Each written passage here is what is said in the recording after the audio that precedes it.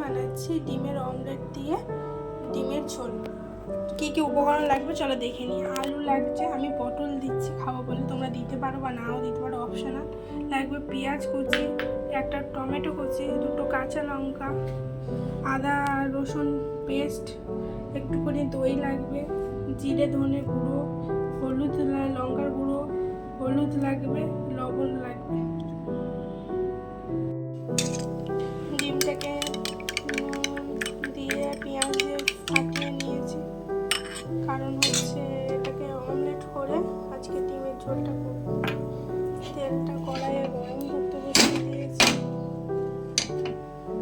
এবার দিয়ে দেবো ডিমটা।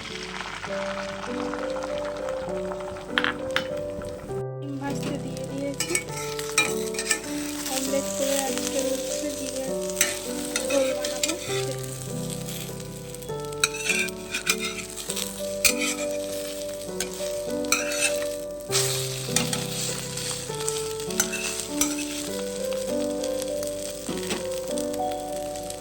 ডিম ভাজা রেডি হয়ে গেছে, কড়াইতে আলুটা ভাজতে বসিয়ে দিয়েছি, নুন আর হলুদ দিয়ে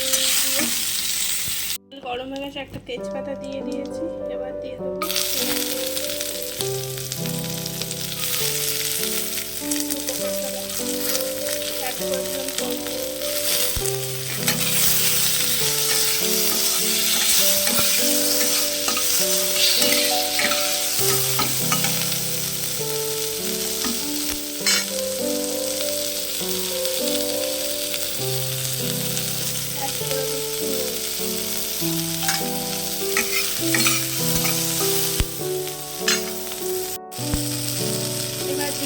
আদা রসুনের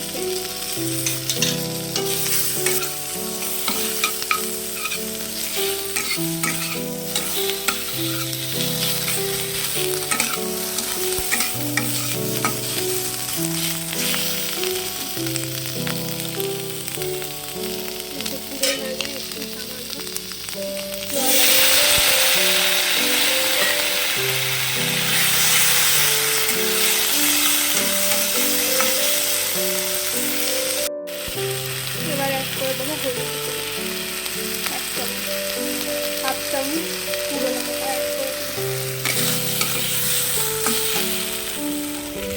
আর দেবো আলু আর পটলটাকে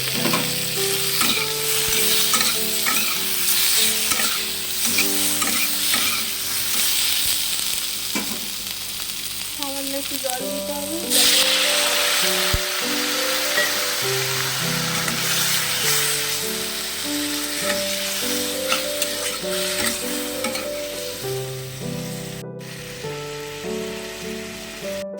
এবার অ্যাড করবো টক দইটা, এক চামচ মতো।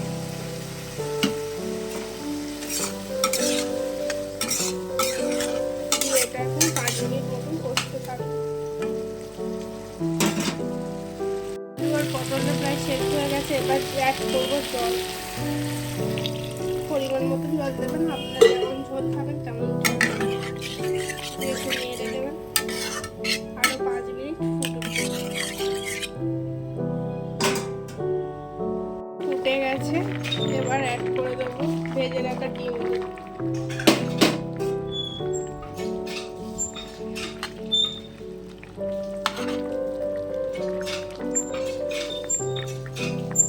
আলুটা সিদ্ধ হয়েছে কি দেখুন, আলু সিদ্ধ হয়ে গেছে, এবার এটা 5 মিনিট ফুটতে দেবো।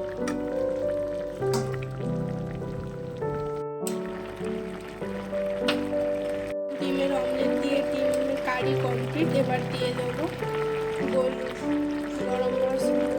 ডিমের অমলেট দিয়ে ডিমের কারি রেডি। কেমন হয়েছে জানাবেন, ভালো লাগলে প্লিজ শেয়ার করবেন, সাবস্ক্রাইব করবেন, কমেন্ট করবেন, ফলো করবেন, লাইক করবেন। Thank you.